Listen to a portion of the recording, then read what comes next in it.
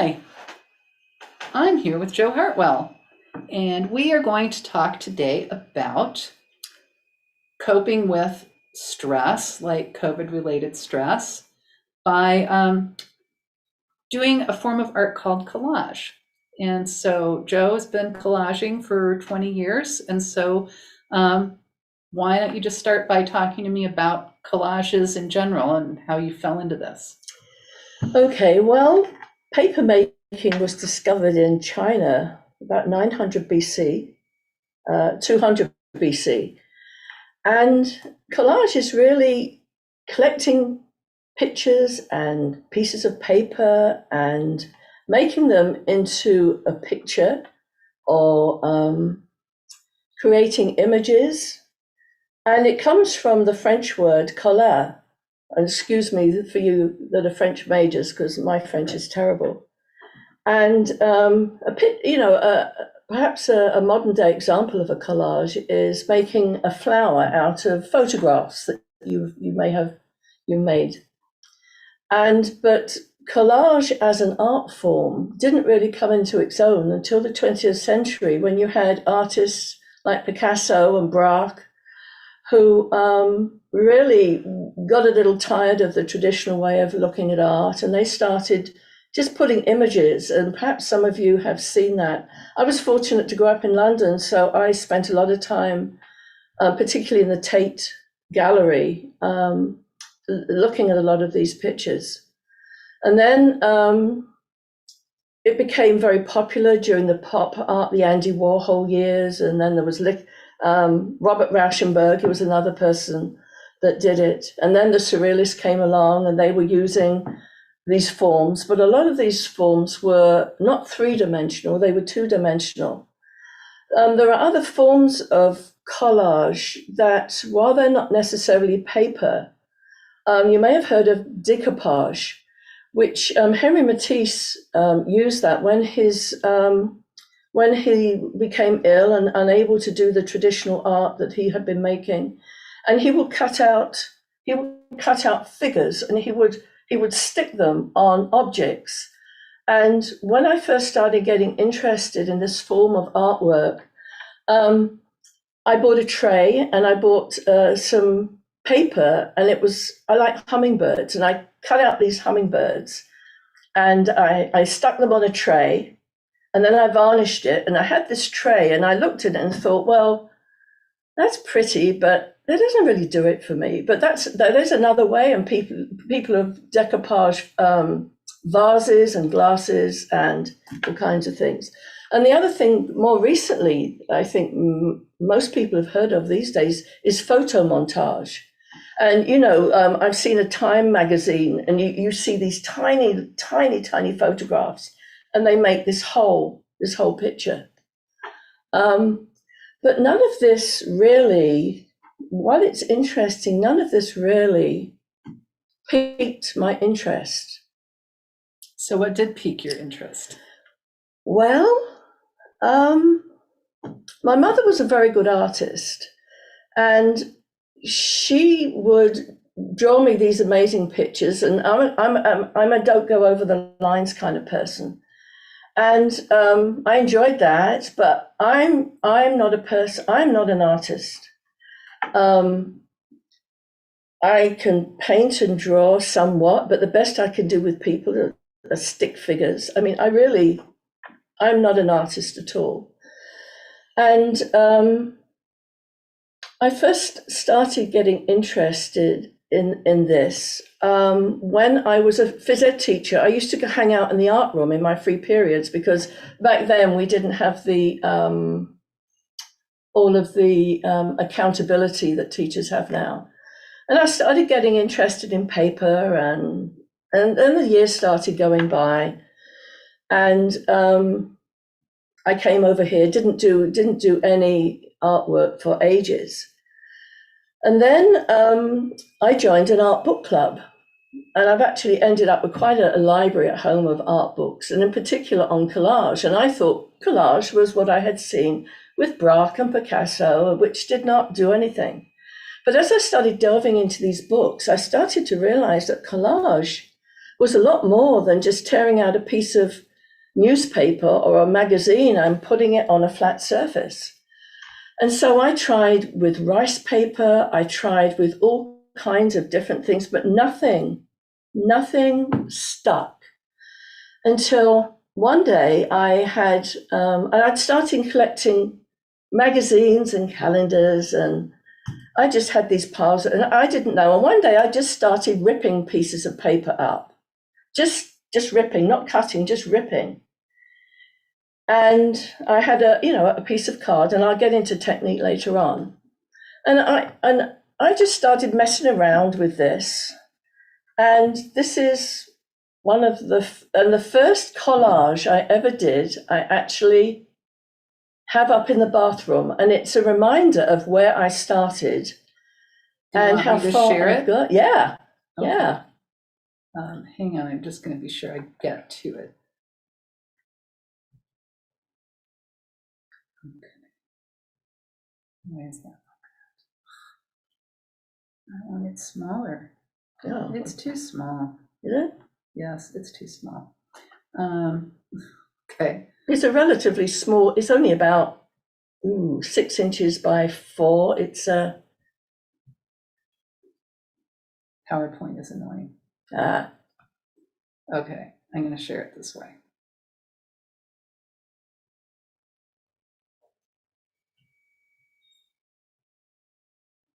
There we go. So yeah, I can't see this because I don't want to see myself staring at. I don't want to be staring at myself on the television. So you've got it up the screen now. Yes. Yes, and full screen. It was kind of religious. I thought in a way they were like looking at the elements on the altar, and I kind of liked it. Oh yeah, there's kind of bread and wine and a cup. Yeah. Yes. Yeah. So I thought, this is kind of interesting, and then I started cutting paper, and the next one, I love lines. Okay, now we have the 3 together. You've got the 3. Is that the 3 with the? Yes. And so then I started getting a bit more adventurous, and I started, doing some cutting, and these are like postcard size. Size. And they were interesting, and you've got to remember that I'm talking over some years here, because I'm not constantly doing this. I was talking to Pastor Kidd earlier about this is a practice that I do when the world seems really stressful and I need to do some artwork, and I start pulling out paper. And so these were 3 very, very early ones. But and one of them I submitted to a competition because there was but it just still didn't really do it. And then I grew up in London, but I moved to the north of England, probably in the 70s. And and don't ask me why, I love derelict buildings. I love derelict factories. I like streets with row houses.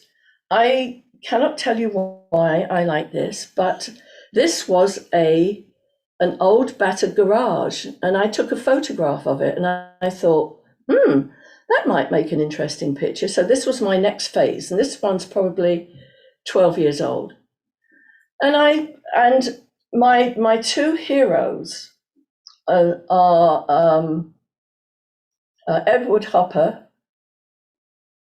One of them is, and you may see some relationship between a hopper and some of this artwork and some of these colors, because a lot of this is actually from a calendar of Edward Hopper. And I need to say right now that with this kind of artwork, a lot of artwork, you have to be careful with copyright. So, I mean, I'm not a person that would ever sell my art or anything, but if I were, I would not sell this one, because some of the colors and the pieces are very obviously Hopperish, and I love Edward Hopper, as I said. So this was my first kind of venture out into something a little more, I don't know, 3-dimensional maybe, and this is all little hunks of paper. This is all little hunks of paper, which I said I will get into, and so I'm still reading my art books and messing around with stuff. If you move on to, okay, and then I started thinking, well, maybe I can not just do boring kind of garages, maybe I can actually make a picture. And so I started thinking, well, I started pulling out pieces with sky, and this was my next phase. And the picture on the left, and if you can scoop it to the next one, this one still amuses me. I mean, if you just look at that picture straight, it looks like a sea scene. You've got the cliffs, but actually, and then the field at the front. Well, actually, that is part of a chair, an upholstered chair. Oh, yeah. Yeah. I can see the seam. Yeah. And for some reason, when I looked at that, I thought, oh, that kind of looks like a cliff. And then I filled in the background and, but I'm still not quite happy with the way things are going. And so if you can move on. Yeah, and there's another one, I'm still experimenting, getting a little more adventurous because I'm going out of abstract into more landscapey things. Mm-hmm. Oh, yeah, can you come back from that? Okay. Yeah, come back from that one. So here's the metamorphosis of all of this. Senna and I always used to go to the Ann Arbor Art Fair. Mm-hmm. Oh, David Hockney, my mind went blank. David Hockney and Edward Hopper are my two heroes for art. That is. So we used to go every year to the art fair. And yeah, it was really interesting, but nothing really grabbed me until this must have been 10 years ago, maybe, or so. And we were wandering around the stalls, and we went past this particular stall, and there were these really quite lovely pictures. And one in particular caught my eye. It was a picture of a British tea set. It was spread for afternoon tea. It was 3-dimensional.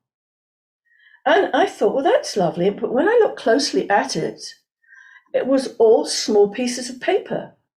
And then I looked at this artist, his whole display of artwork. And all of these pictures were made out of tiny pieces of paper. And it was like a light bulb went off. And I thought, collage isn't just sticking big pieces of paper on and trying to make a picture like my sea scene here, which is all well and good, but you can actually make art out of collage. And none of my books had shown me this. This was a unique artist, and don't ask me what his name is or was, because I couldn't tell you. So that kind of changed my whole approach to what I was going to do with collage.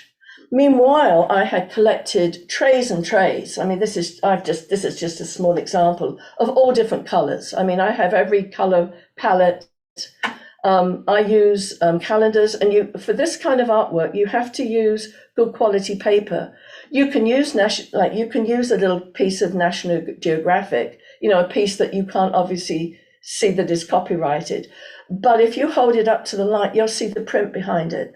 So you have to be careful with the kind of paper that you use. So anyway, I'm going more towards technique, but my art wasn't just about pieces of paper and collecting things. The next series that you're going to see, as many of you know, my wife, Senya, died 4 years ago, nearly, from early onset Alzheimer's disease. And my art has always been, as I said, like a spiritual practice. And because her illness was acute and she was diagnosed and died within 5 years, you can imagine I was often in a very dark place.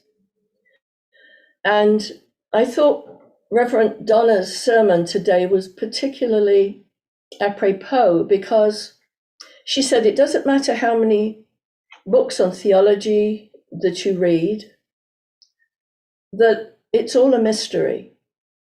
and trusting in God and faith. And when I came up to Michigan with Senya in 92, and many of you may know, she was Lutheran pastor and director of pastoral care at Sparrow. I did not join an Episcopal church when we came up here in 92. I was going through what I jokingly or laughingly call my existential period. But eventually, as the years went by, and I'm a gardener, and I came to think that I moved away from my nihilistic views of life.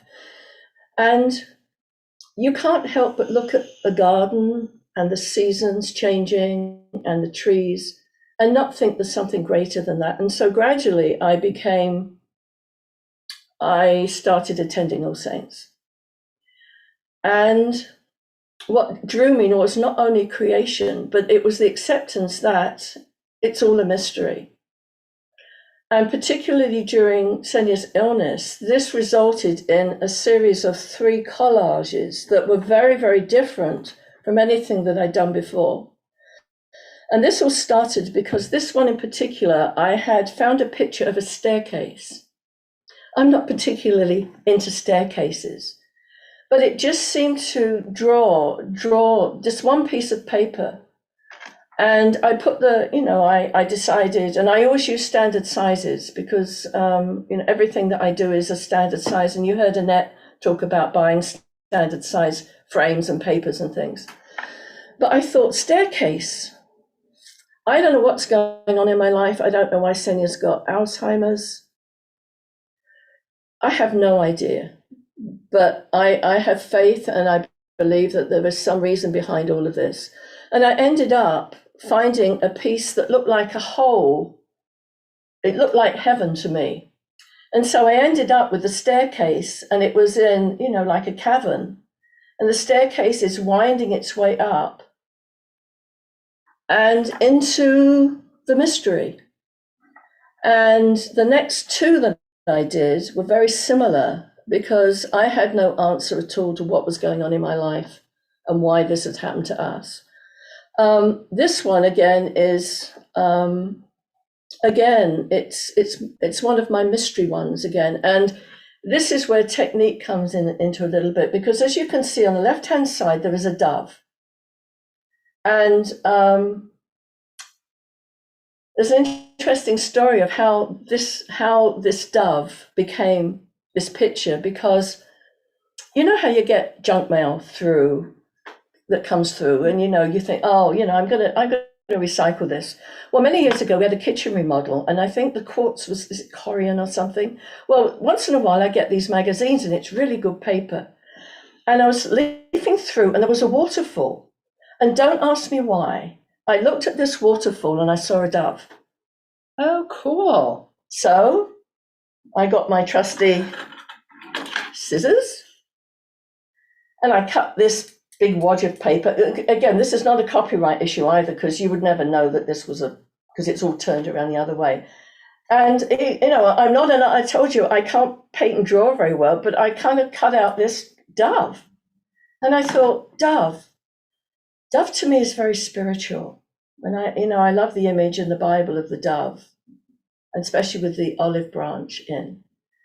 And I thought, I'm going to make this dove look at something.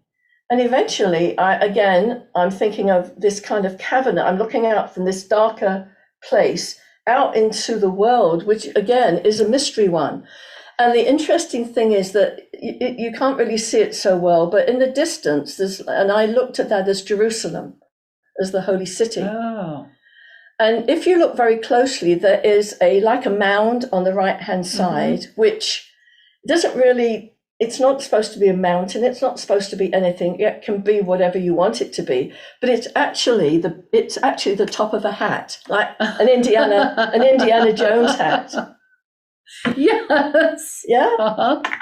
And then again, we're looking out, and I began to realize that I was really, really getting into this mystery stuff. Ready for the next one? Ready for the next one, yes. And so there's the dove again. And again, I got another magazine through, and I thought, aha, another dove. And this time again, I just, and if you want to, how I come up with this, I have to say it can only be spirit driven, because how I end up with this, I can't tell you. I can only say that it's something that I just see it and do it. And so these were the three that I did during Senya's, during the latter part of Senya's illness, when things were really, really bad. And did that bring you comfort? It did, because I think we've all been in situations where we go, why? And knowing that there is no answer. I think in putting the doves and the staircase going up to wherever, it just brought me comfort, because there isn't an answer, and it's no good asking why, it just is. I'm a person, I do not believe God has got a plan for me. I don't believe in I do believe very strongly in the Holy Spirit in my life, but I don't believe that the things that have happened to me were given to me by God. It's just, we live our lives and stuff happens.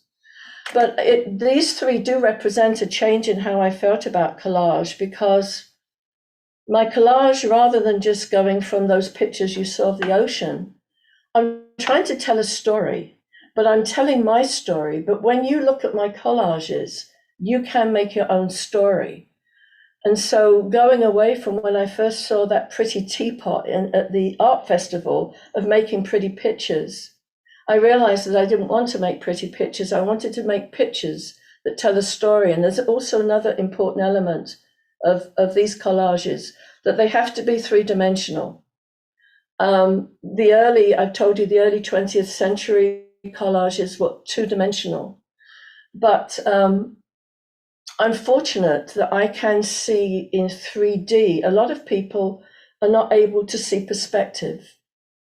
And I'm fortunate in that I can see perspectives, and that in colors, the darker colors are close to you, the lighter colors are further away. That spatial perspective. You've also got, when you're looking at roofs, and but all of my pictures now, they all have to have a three-dimensional. Mm-hmm.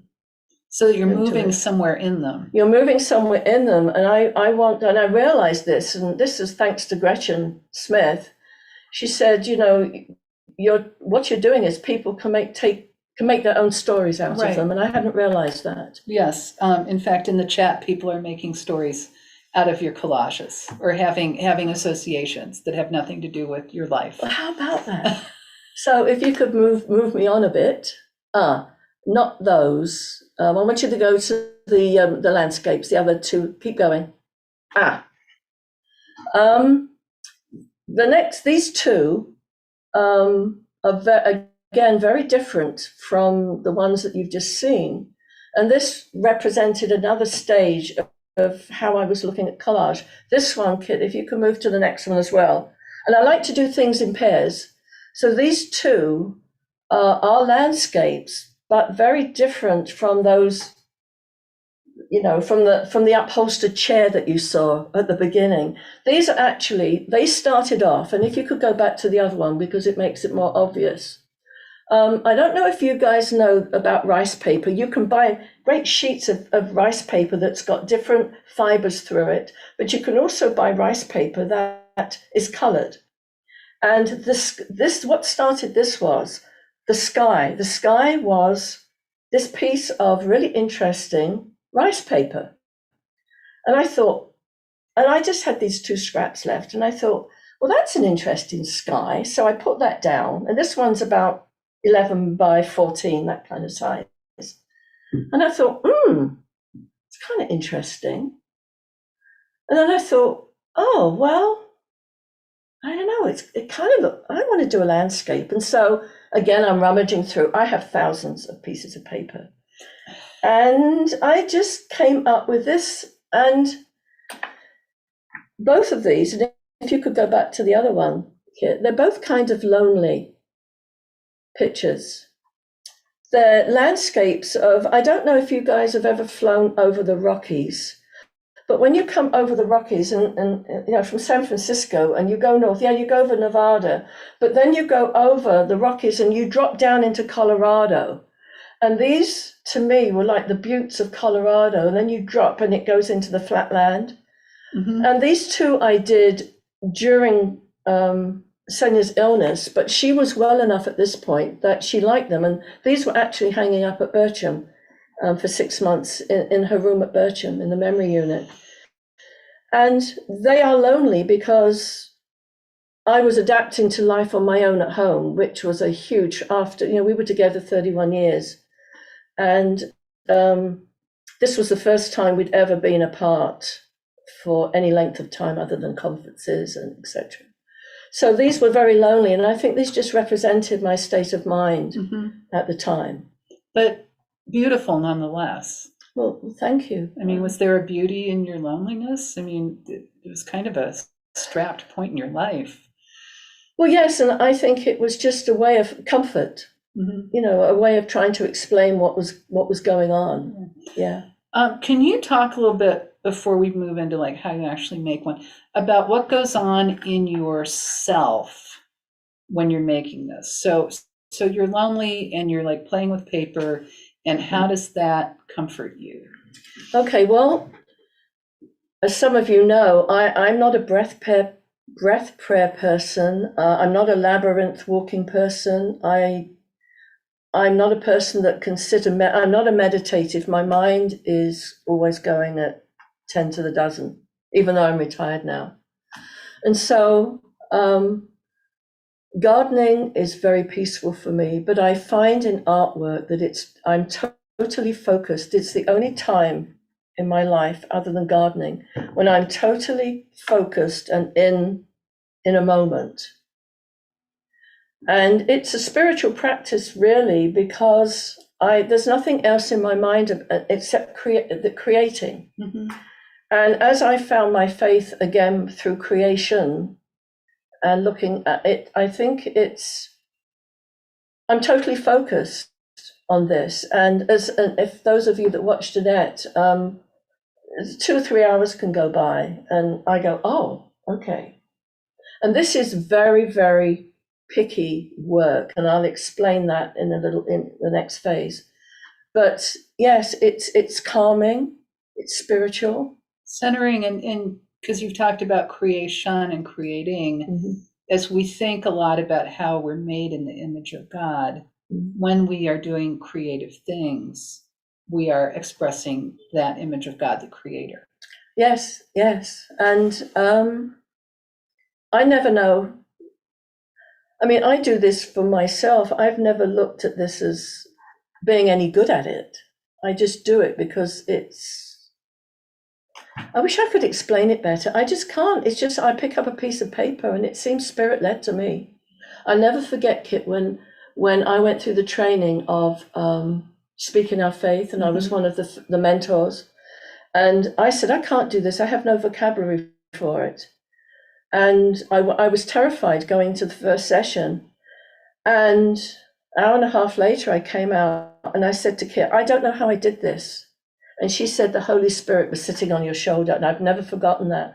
And I somehow think that's part of this, that this is my Holy Spirit moment. And a way to plug into some larger creative force in the universe. Absolutely. Because like I said, I can explain how I do it, but how I actually... It's a mystery. It's prayer. It's prayer. Well, it is prayer, really, but yeah, it is. So if you could... You want to talk about how to do this then? Yes, and then we'll get to the big one. So this is a very cheap thing to do. I collect, and like I said, I collect old calendars, pieces of paper, bits that are magazines, but like I said, you have to have decent quality paper. But I've been collecting magazines for years, and I have them in bins like this. I've brought these, and I'll show you, and you'll see why in a moment. But these are primarily from Architectural Digest, and and some of the collages you're going to see next, the final ones. are all in this color palette. And I'd be rummaging through and I'd pick up something that looks like this. This was from Architectural Digest. Well, this could have been part of a ceiling, like in a Frank Lloyd Wright room, or it could be a staircase. And that one piece sparked a series of 4 collages. You want to go back to those? Yeah, I do right now. Okay, we'll go back to the red ones. I call these ones inner spaces. And again, to me, there's the mystery. Back in the day, there used to be a sauce in England called OK Sauce, like A1 sauce. And there was a chef on the picture, on the label, holding up a bottle of OK Sauce, which in itself showed a chef holding up a picture of OK Sauce. And it was infinity to me, because there was always a chef holding up a bottle of sauce. And one day I was going through my pieces from Architectural Digest, and I found stairs, and I found, if you could see this bridge, it was part of a ceiling. And I started messing around with this, and lo and behold, I ended up with this 3-dimensional bridge to where? Because if you look at this, you could go under the bridge, you could go to the left or the right of the bridge, you could go just over the bridge and you could turn right, or you could keep going on the bridge. And then at the end of it, you could turn left or right. And Kit, if you go to the next one, I called that Inner Spaces 1. And then this one isn't quite stuck down yet, but I have included it. This is taking it to a step further, because I started getting into stairs. This is when I really started getting into stairs. And again, where do you go with this one? Very M.C. Escher, somebody pointed out about your stairway with the light. Yes, and for some reason I'm captivated by rooms that seem to go nowhere, but really they do go somewhere. And where they go is I don't know. And there's one more. This was actually the very first one. This is the simplest one that I did. It was basically, and so how do I do this? Well, this one is in partial state, and it's just bits of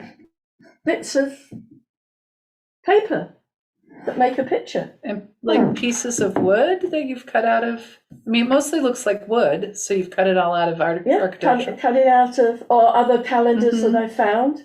And you can see this one is in process.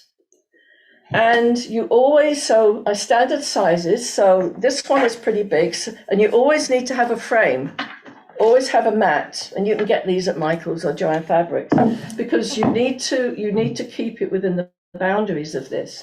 And I've got a smaller one, and you need acid-free board, which is not that expensive. The mats are a little bit more expensive. And then what I do is, when I've decided, I just draw a pencil line around here so that I know what my size is. And then I work, you can see, I just draw, and then I work to that size. But the next phase is, well, what am I going to do? And then the next. Ready for the yes, I'm ready for those. So, okay. So this is a woodland scene, which I actually made especially for this afternoon. And you can see they're just strips of paper, strips that I've cut out from maybe something like this. This is a Derbyshire calendar. This is my county that I came from in England. And this actually started out with this piece of inspiration. Very much, where is this road going? A path in the woods. Path in the woods. And I used this. And do you think I could find anything that I could really do with this piece? But while I was messing around, I found all these other pieces. And so this one is back in the box. And then I started gathering pieces together.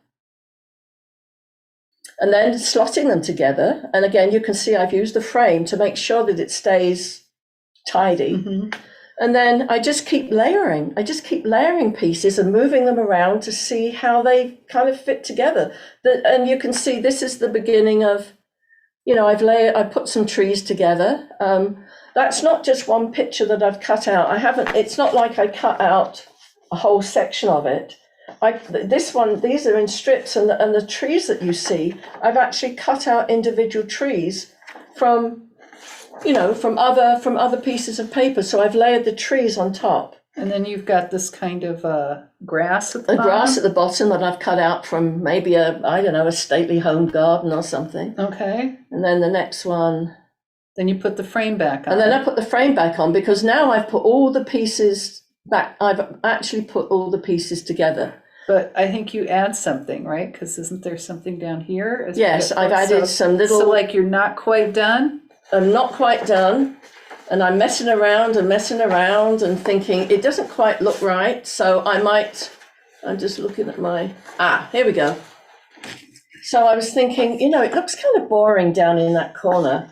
So I found something, this calendar bit, and I will cut out a piece of fern or cut out a bush, and then I will layer that on top to give it more interest. And then the whole thing eventually ends, and this one is probably about 8 by 11. And this is the finished product. I did not stick it down, and I'll get to that in a moment. I didn't stick it down because I needed to deconstruct it so that I could show you how it works. So basically, I started just with a piece of card. Are we done looking at these? Look at they'll see yeah. better if I stop sharing. Yeah. So I got my piece of card and my frame, and I cut around it. And the thing that you need to buy, and like I said, this is a cheap art form.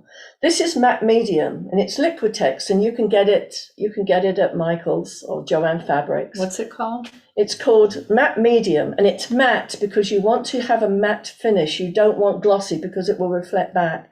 And what you do is you need to prime this board. So you need one of these, and then I go over it with the matte medium, because if you don't you know what, glue can shrink the paper or the paper can warp, but if you prime it with this medium, you're ready to go. And how did you know how to do that? That was, I did learn that from my collage books. Okay. Yeah. Okay. And do not use glue. Okay, no glue. No glue. No, you need the matte medium, because the matte medium is not only a primer, it also sticks things down. And also, does it dry transparent? It dries transparently. Okay. It's opaque, but yeah. And then, what else do you need? Well, you may recognize this brayer. And this is used in printmaking, the roll of the inks. But you need it because your pieces of paper are different thicknesses. And because you're layering piece under piece, you're not, this is not a flat. If you could see, I think you can see, hopefully on this one, you can see all the pieces of paper and you can see the edges. Part of the artwork is when the finished product, you will see some edges, but they actually add some even more depth to it. Yeah, they give a little height. Yes, and so, but you do need this to make sure it all sticks down. But I don't stick everything down at once. These I can lift up.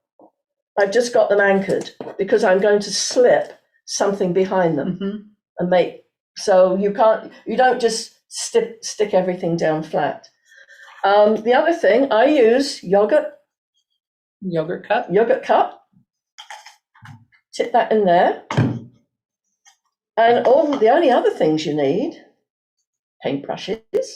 To brush the mat onto your piece. Your piece, yeah.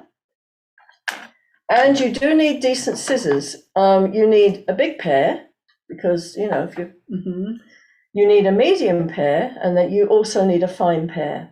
And do you use a razor or a rapidograph or anything, or just scissors? Just scissors. So this is it. Acid-free paper, a mat, standard sizes, your matte medium, your little pot, your felt thing, your brayer, scissors, and that is it. And so you put all the pieces down without gluing them, right? Or yes. You glue as you go, you anchor as you glue. So if you start doing something and you decide you hate it, you can remove it. Yes, and I can tell you that I'm an impatient person with a lot of things in life, but when it comes to this, I was thinking about, I'm going to say the patience of Job, going back to our lessons at the moment, because you only have to sneeze or cough, or the dog comes along and goes, and you no longer have a picture. So you need 2 boards. You need, I can stand this up because I've got this is in creation. But this started off as it's flat, and I make the picture, and then you have to transfer it on to the real piece. Okay. And that can drive you nuts because... So like you'll do it on a piece of regular paper and then start moving the pieces over? Yeah, or you can do it on a piece of regular card like this, and then I just start moving the pieces over. See this one, and also, you don't want to use the one because this one, you can see this is what it started on. You can see it's scratched, and then gradually I moved it over to this. Mm-hmm. And so do you lay a piece of cardboard over it when you're not working on it? Oh, yes. So nothing spills on it, or the dogs don't get it? Yeah, you need to put it away from children and small pets. Yes. Yeah. And so this is kind of me, really. It's very cool. So I'm wondering, when you begin a project, when you decide you're going to sit down and do a collage, do you like clear an area? Do you have an area in your home where you do this? Do you set some kind of an intention? You're like, I'm going to get a cup of tea and I'm going to like get everything in order, and then I'm going to do this. I mean, kind of even before you start the process, what's your process to start the process? Oh, yes. I have a table that I have, and with some of it, you need to stand. I made a mistake with this one, and it's taken me 2 weeks to correct it because I should have stood above it, because with these ones, these inner spaces ones, even though you have to keep them straight, because else the whole perspective thing does not work. And I messed up. Okay. And so, yes, you need to be at the right height to do these. Oh, and yes, I clear everything. I have, So you're like, I'm going to collage. I'm going to collage. I clear the table. I clear the table. I bring out my... I bring out, and then I always have spares, because what I think might work doesn't. And so you can see I have a whole... Yeah. And where do you get all these magazines and things to cut up? Well, when I was working at the end of the year, I used to go around to colleagues and they give me all their... Oh. And then for years and years, I had Architectural Digest delivered. And now it's whatever. I think because I've refined it down more, I kind of know what I'm looking for before I collect anything. Okay. Jackie's here. Oh, hi, Jackie Mackie. She wants to know, besides the matte medium, do you use a sealant of some sort over the finished product? Jackie, a very good question. I use this.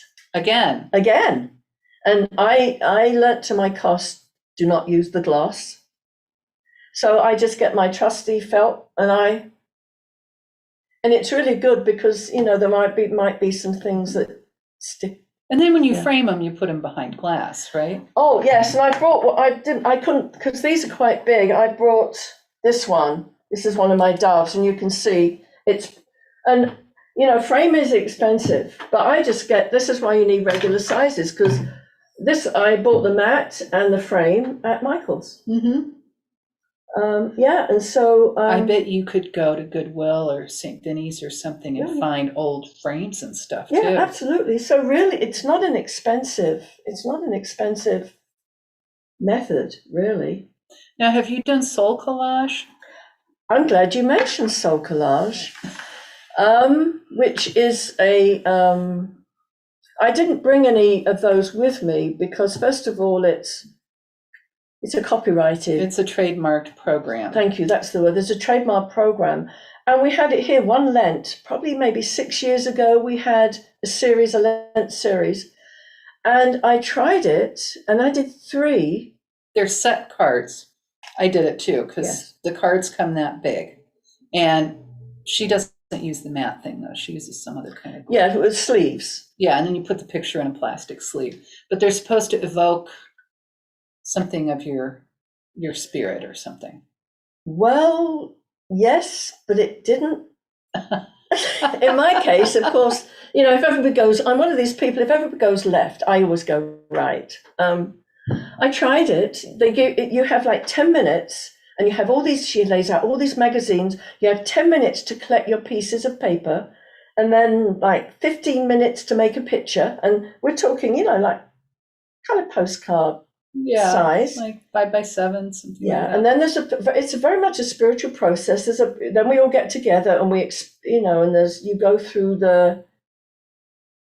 I can't remember. There's a process that you describe why you've done what you've done.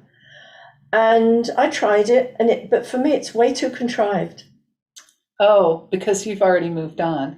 I mean, for somebody like me who does not collage much, I really enjoyed it. Because yes. It was like, I can make a little card. Good, I'm done for the day. It's great. But I think you moved into a deeper practice of collaging. So it might have felt very superficial. Yes. Like I said, it might only take one piece of... it's because this, for example, this could be the bottom of a boat. This could be a staircase. Could be a ceiling. But I have to think about it. I don't like being put in a box where I only have 10 minutes to think. Yeah. So do you ever mix fabric in with the paper? Never. Just no. paper. And some people do. Some people do fabric collage. Mm-hmm.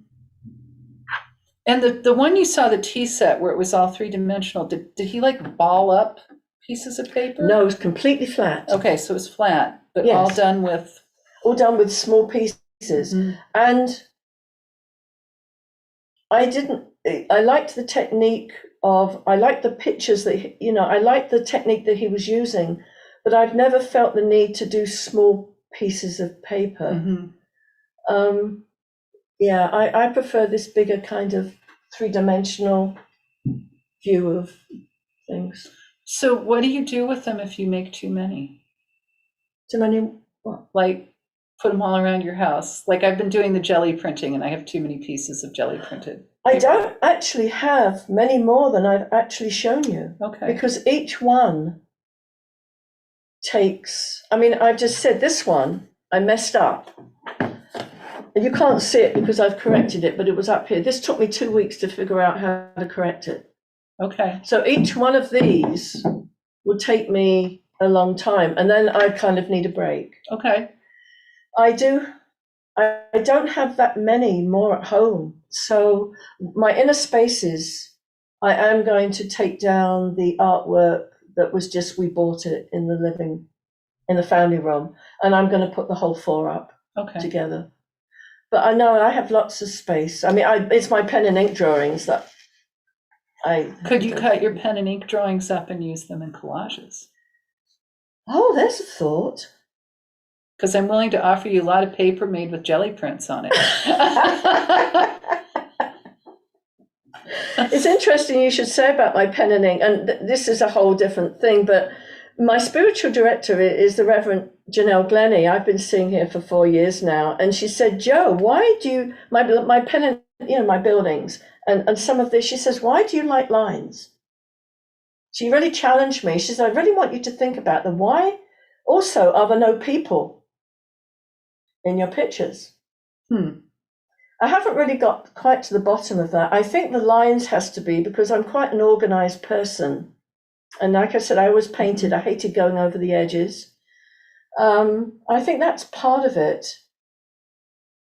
That's interesting, though, because the collage in some ways is a much messier process. Messy. So if you're really kind of locked into the lines and stuff when you draw, this feels much freer to me. Like, I'm going to put that paper there. I don't like that paper there. I'm going to put it here. Yeah. I'm wondering if there are any other questions before we wrap up. Everybody's very intrigued by your collages. Thank you. They are beautiful. I have to tell you, this was hard for me to do because I'm good at interviewing and being on the other side of things. I've never done this before. Well, you did just great. Well, thank you. Yes. Can I go and have a stiff gin and tonic, right? Yep. Well, let's all say thank you to Jo for sharing her art and her process with us. And just at the end, do you want to say anything about how this helped you deal with COVID and being locked up for months and months?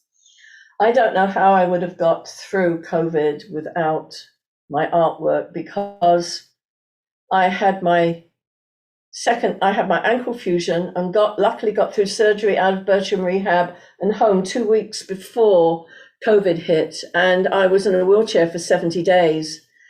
And there was nowhere to go. Nobody could take me except to doctor's appointments. I would have gone stir crazy if I had not had a creative out.